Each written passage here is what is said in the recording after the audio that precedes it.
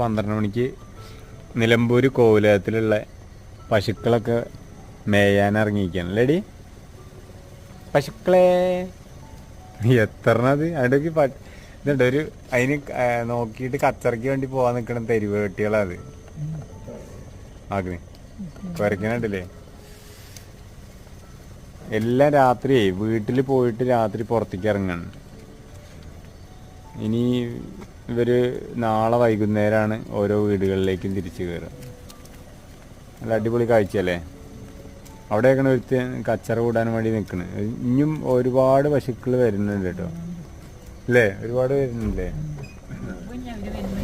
ആ നമുക്ക് പോയേക്കാം. നമ്മളെന്തിനാ അതിൻ്റെ ആവശ്യം നോക്കണം അല്ലേ എടി. എന്താ ഇവിടെ കച്ചറ?